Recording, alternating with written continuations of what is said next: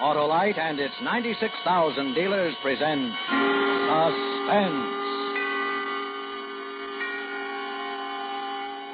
Tonight, Autolite brings you Christmas for Carole, a suspense play starring Mr. Dennis Day.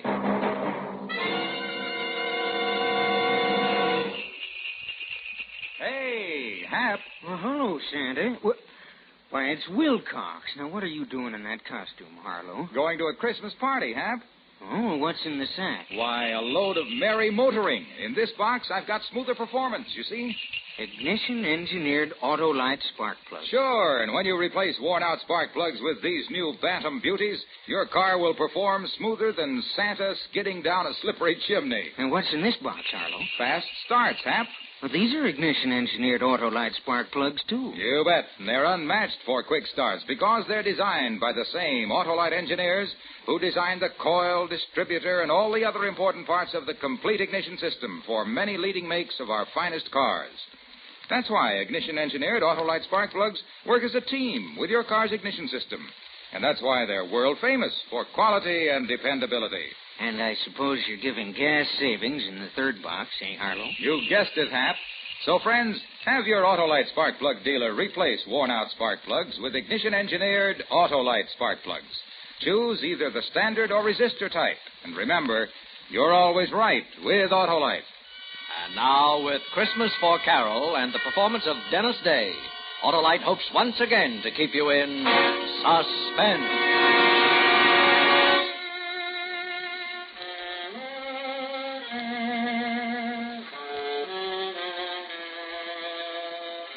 It was dark and silent. The window in the house glinted a little from the Christmas tree lights. Rocky didn't move. He just stood there in the alley, but I wanted to run.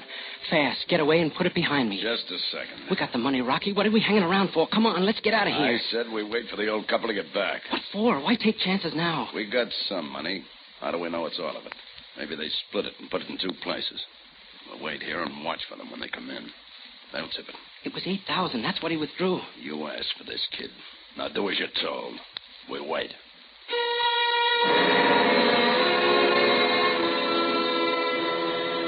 I couldn't help being scared. This was my first job, my first and last. I just wanted that money. I wanted it fast and short, and I wanted to run away from it and forget it. For one shot. That's why I got hold of Rocky Perea. Lucky. I had to be lucky just this once. For Carole, not for me. It was for Carole. Nothing else I cared about, see? It didn't seem possible now that 3 days ago I hadn't known Rocky, hadn't needed him.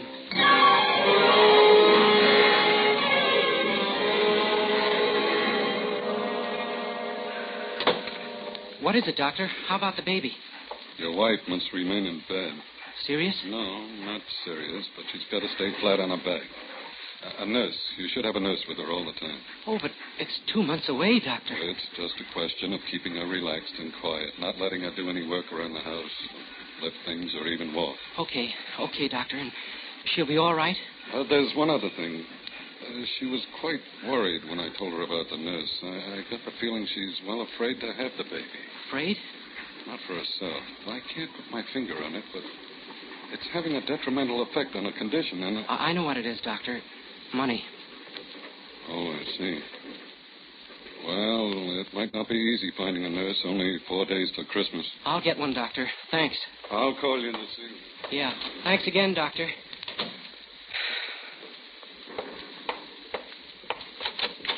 Paul? Sweetheart, it'll be all right. I'm going to get the nurse to take care of you.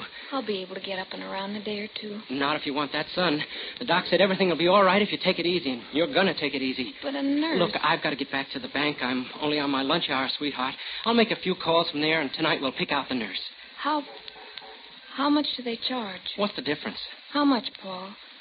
It's a lot of money, I know. 50, 60 a week. We'll make out all right now. There's nothing to worry about. Oh, Paul. This was going to be a happy Christmas. Now... Yeah, a happy Christmas in this dump. It's funny, Paul. $50 a week for a nurse. For another 2 months. It's funny. You make $48.50 at the bank. We'll have to pay the nurse more money than you earn.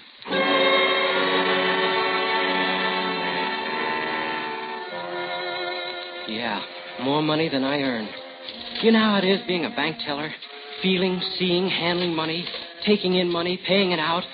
When I went back to work, I was seeing it for the first time with something more than a detached feeling. Thinking, I need this money. I need this money. I need this money. How I need this money. For Carole and the baby. It was almost 3 o'clock when Eddie the bookie came in. Hi, Paul. Good day yesterday. And big action in a few days. Santa Anita opens. Yeah, people like to throw their money away. They throw it, I catch it. Eddie, could I see you later? You ready to make a deal? I want to talk to you. What time you through? 5 o'clock. Meet you outside at 5 o'clock.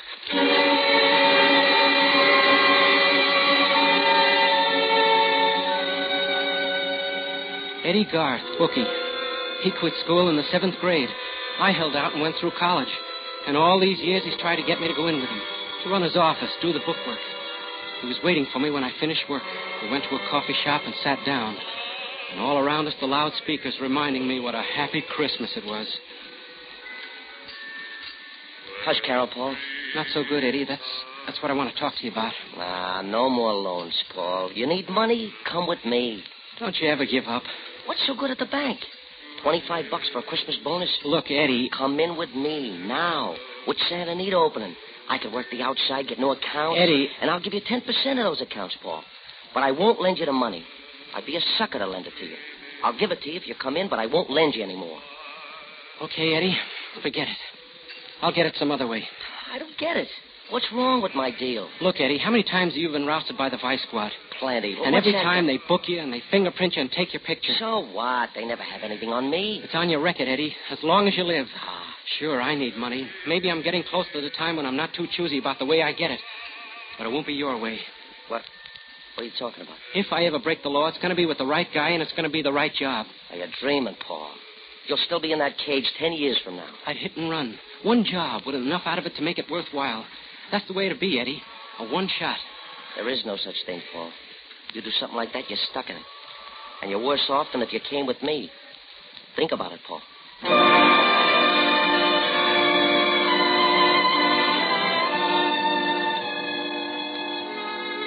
Go home then and fix dinner for Carole, all the time thinking of the money and Carole and the baby and debts.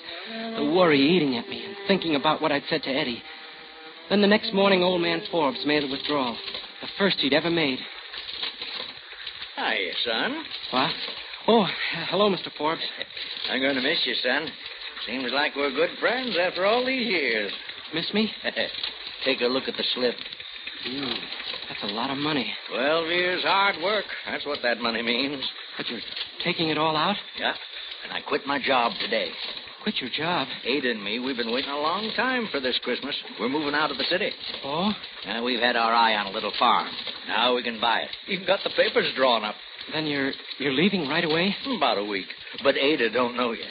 I'm going to surprise her. Kind of a Christmas present. But it's not safe to keep so much cash on you, especially I got a perfect place to hide it, son. No one would think to look there.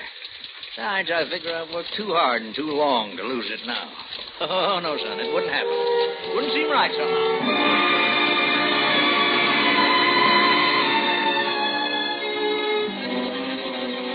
It stayed with me and it grew. Like a wheel spinning, gaining momentum. This could be the right job.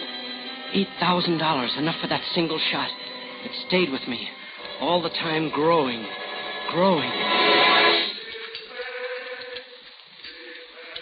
Lunch is on me, Paul. If you change your mind. No, I called you, Eddie, because I need your help. What kind of help? Well, you can arrange for me to talk to someone. Maybe. Who is it? Rocky Perea. Rocky Perea? Are you kidding? You picked yourself the right guy, all right. The cops don't even know what he looks like. They never mugged him or printed him. Yes, Eddie, that's right. You're crazy, I tell you. 1 million people want to talk to Rocky Perea, including the cops. No, Paul, I can't touch it. You can, Eddie, if you wanted to bad enough. Please, Eddie. All right. I'll see what I can do. Maybe I do know someone. And, Eddie, it's got to be soon. You know you'll be taking a chance. It better be good. It is, Eddie. Good enough to take the chance for.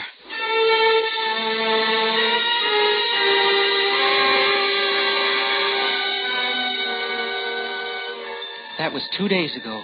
And this morning, Eddie came through. A certain friend, Rocky's only outside contact, told him to keep an eye on a house on Hoover Street. Eddie gave me all the dope. What Rocky looked like, how he'd act, what to expect. And early this evening, I told Carole I was going out for a while, that I'd borrow the money from Eddie, and that we wouldn't have to worry about paying it back for a while. That's what I told her, but that wasn't the answer. The answer was at the house on Hoover with Rocky Perea.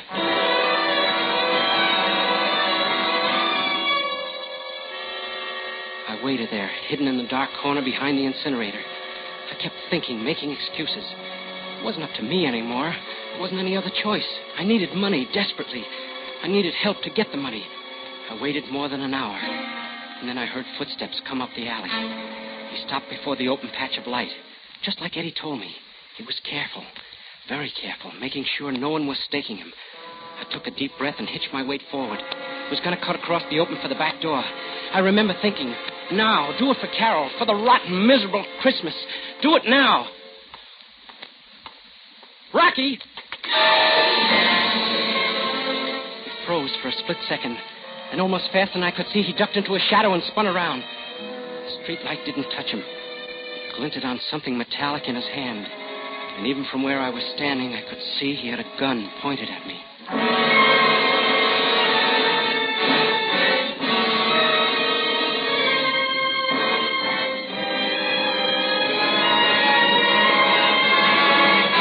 Autolite is bringing you Mr. Dennis Day in Christmas for Carole. Tonight's production in radio's outstanding theater of thrills, Suspense.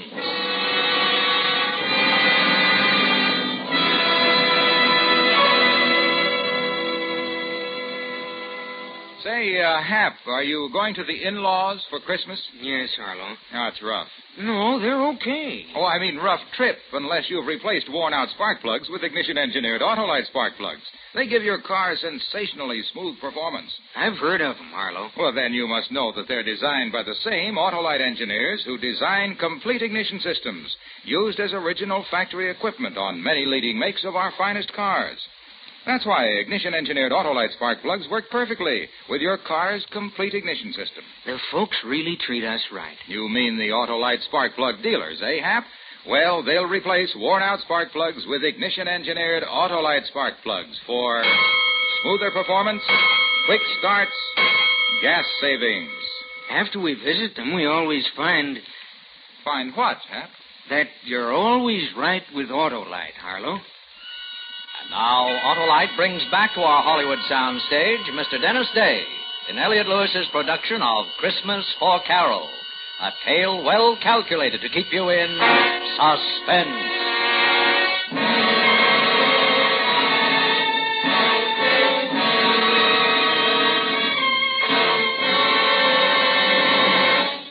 Rocky, don't shoot. It was a good thing I'd said it. His gun was aiming front and center. He crouched there looking at me, his eyes flat and hard, then his voice deep and tight and deadly. Who are you? I'm not a cop, Rocky. Come close so I can see you better. Sure, Rocky. I just want to talk to you. You call me Rocky. You been talking to anyone? I've been watching you. I know you're Rocky Perea. You've been watching me? What for? You're wanted, Rocky, and you need money. Who are you? Where'd you come from? But that doesn't matter, Rocky. This is a business deal. I figured it out very carefully. You need money, well, so do I. And I got a way to get it. Just like that, eh? And, Rocky, I'm not staying. This is a one-shot deal. A one-shot? There's no such thing. That's the way it's got to be. We do this job together and we're through. We never see each other again. I sure ain't going to go looking for you. But you won't quit. Not if it comes off easy. I'll quit, Rocky. What's in this for me? Half. $4,000. Huh. Well, kid, you ain't dumb by any means, staking me out like this. Almost smart enough to be a copper. You got guts, too. Tell me, you got a family? There's no one to stop me. I have a job that doesn't pay enough. This'll raise my salary. You want this one haul, then it's back to your job, huh? Yeah. Is it a deal? What's the job? I have a car. I'll tell you on the way. If you go for it, okay. If not, we forget the whole thing. Okay, kid. I'll listen to it. Let's go driving.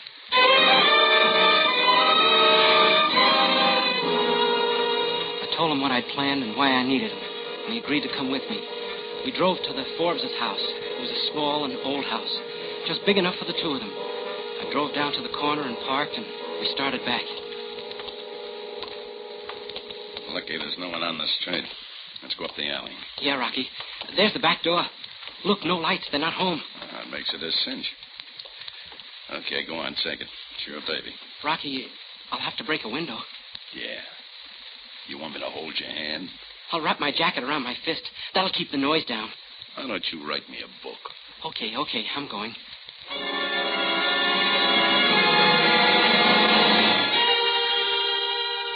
I was lucky.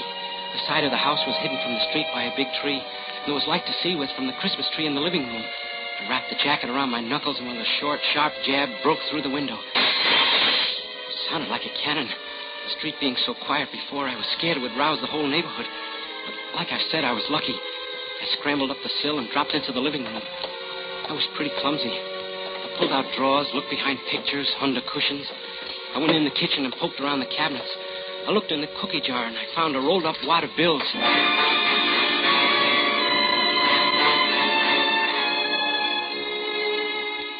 It was money, all right, but only $40.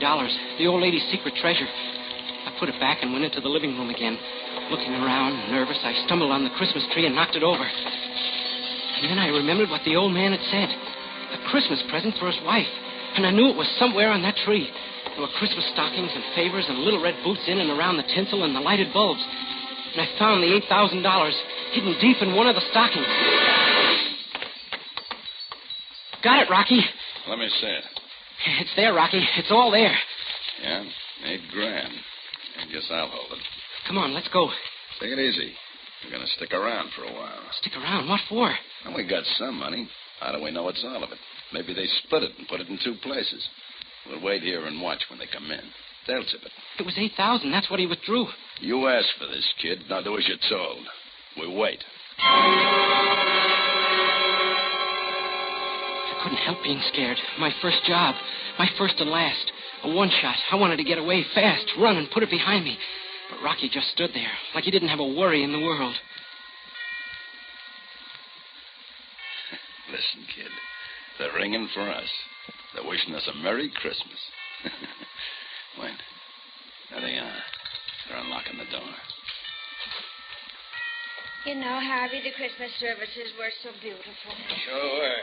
This year in particular. Harvey, Huh? look, the tree. Someone's been in here, a burglar. Burglar? Oh, my cookie jar. I've got my house money hidden there.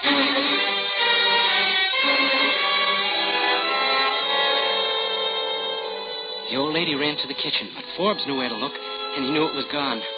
Rocky was grinning, his face lit up like floodlights. Let's go, Rocky. We've seen enough. No, hold on a minute. It's all here, Harvey. I wonder what he was after. Ada, it's gone. All the money. All what money? $8,000. I took it all out of the bank. Ada, I quit my job. It was going to be a surprise. No. Every penny we had in the world. Oh, Harvey. Oh, that money. No. It'll be all right, Ada. Oh, 12 years you've worked so we could have something. Well, I can keep on working, Ada. I'll do it all over again. Oh, you can't work anymore. The doctor. Oh, what's a person to believe? You work so hard and we do without things for 12 long years. And for what? In 1 minute, some good-for-nothing hoodlum takes it all away from us.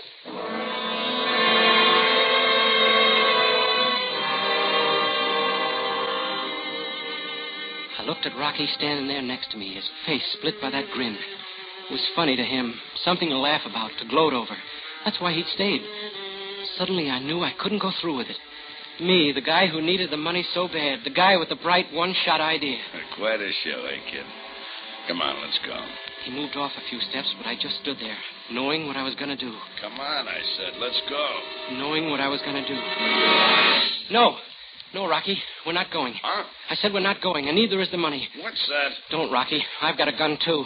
And what's got into you? I'm going to give that money back, Rocky. I can't stomach this. Give it back. You're crazy. No, Rocky. I just didn't see deep enough. Old people like this. This was your idea. I ain't responsible for it. I know, Rocky, but I can make it right. Suppose I don't give you the money. Then I'll kill you, Rocky. Okay, kid. You got the gun.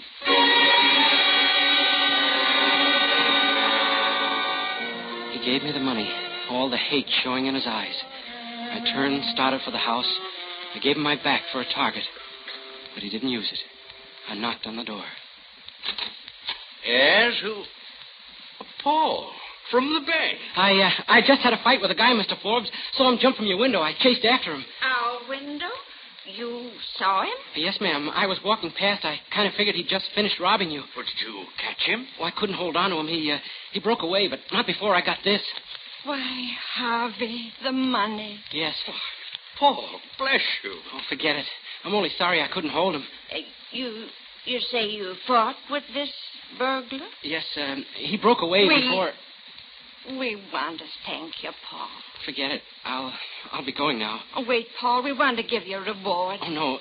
No, I don't want a reward. I'll have to be going. I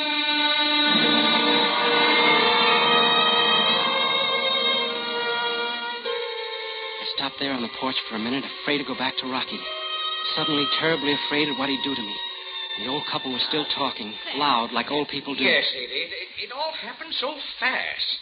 I'll always wonder about that boy. What made him bring the money back? He's honest, Ada. I know him from the bank. Oh, fiddlesticks, Harvey. He didn't fight with anyone.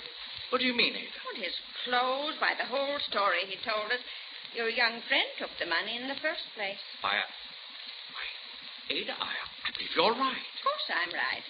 Now, what on earth made him change his mind like that? It's Christmas, Ada.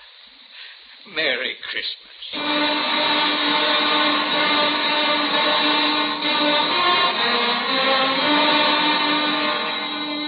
She'd known.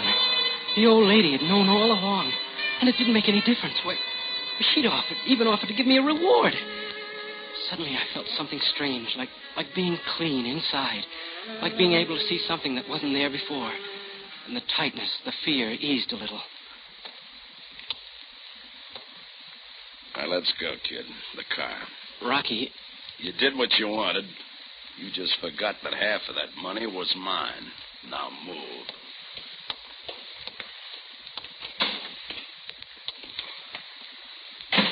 Get it moving.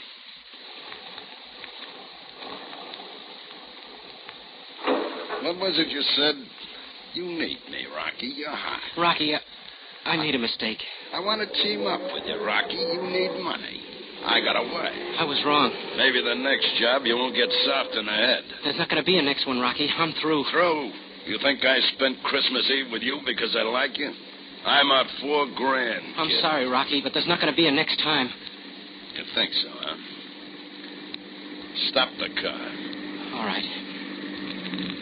But I'll never see it different, Rocky. I found out tonight. If it's not these old people, then it's someone else taking it just as hard. Are you sure? You sure it's not Christmas doing this? I'm sure. It's not for me, Rocky. Huh. You know, I'm kind of glad it turned out this way. You what? Well, you're through, ain't you? You're going back to your job. Yeah, Rocky, sure. Good.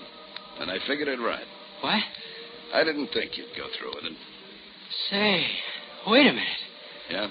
You're not Rocky Perea. I said you were a smart kid. But the way you acted, so careful, sneaking in the alley and... Say, who are you? Weissman's the name. Police Lieutenant Richard Weissman, Gangster Squad. You're a cop? But where's Rocky? We picked him up this afternoon, kid. He had a couple of guys working with him, and I thought maybe you were one of them. Now I know different. A cop? I don't expect I'll run into you again, kid. So take care of yourself. And Merry Christmas.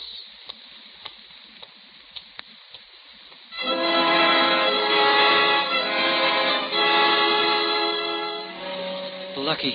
All the breaks. But I was no better off than this morning. There was still money, 2 months paying the nurse. There was still the worry for Carole. Oh, Mr. Shane, we've been expecting you. Congratulations. Doctor, what's the matter? Why? Oh, nothing's wrong. Quite the contrary. Your wife just had a baby. Baby? Carole? Oh, she's perfectly all right. So is your daughter. Carole. Oh, Carole, darling. Are you all right? Hello, sweetheart. I'm fine. Carole, is... We won't have to borrow the money now, Paul. It's turned out for the best after all. Oh, darling. And it always will, my dear. We have so much, you and I. We have each other. And now we've got a daughter. A fine, healthy little girl. The rest will come, Paul. Let's live the day we have. Your little girl's over there, Paul. Tell her we're very, very happy she's in the family. And wish her a Merry Christmas.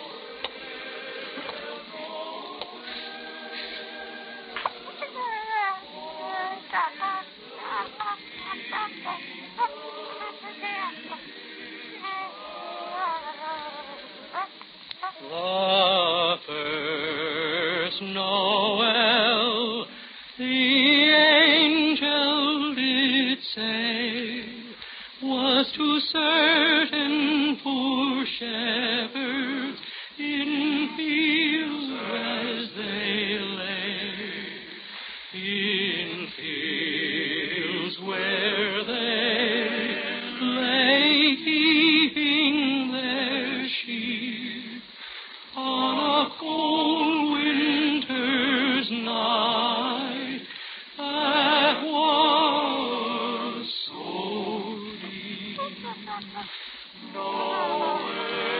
Look, Carol, look. She's smiling.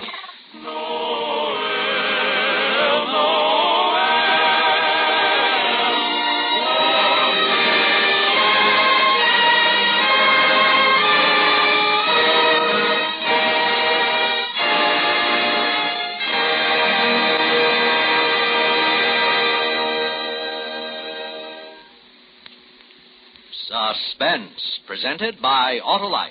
Tonight's star, Mr. Dennis Day. Santa visits girls and boys after they've been good, but Autolite keeps cars and trucks performing as they should. Right you are, Hap, because Autolite makes more than 400 products for cars, trucks, planes, and boats in 28 plants coast to coast. These include complete electrical systems used as original equipment on many leading makes of America's finest cars. Electric windshield wipers, starting motors, voltage regulators, coils, distributors, wire and cable, generators. All engineered to fit together perfectly, work together perfectly because they're a perfect team. So, friends, don't accept electrical parts supposed to be as good. Ask for and insist on original factory parts at your neighborhood service station, car dealer, garage, or repair shop. And because all Autolite parts are original factory parts, you can be sure you're right, because you're always right with Autolite.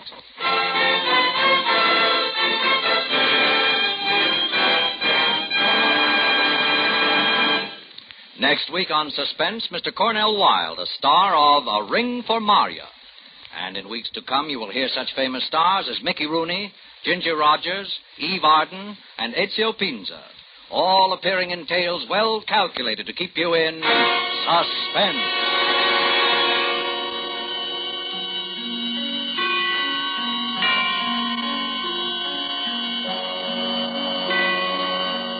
Suspense is produced and directed by Elliott Lewis, with music composed by Lucien Moraweck and conducted by Lud Bluskin. Christmas for Carole was written for Suspense by David Friedman. Dennis Day appears through arrangement with Colgate-Palmolive Feet Company and may be heard on his own program, A Day in the Life of Dennis Day. And remember, next week on Suspense, Mr. Cornell Wilde in A Ring for Maria.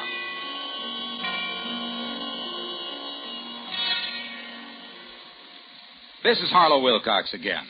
On behalf of Autolite, its 96,000 dealers, and the cast of Suspense, I extend to all of our listeners best wishes for a Merry Christmas. Good night. This is CBS, the Columbia Broadcasting System.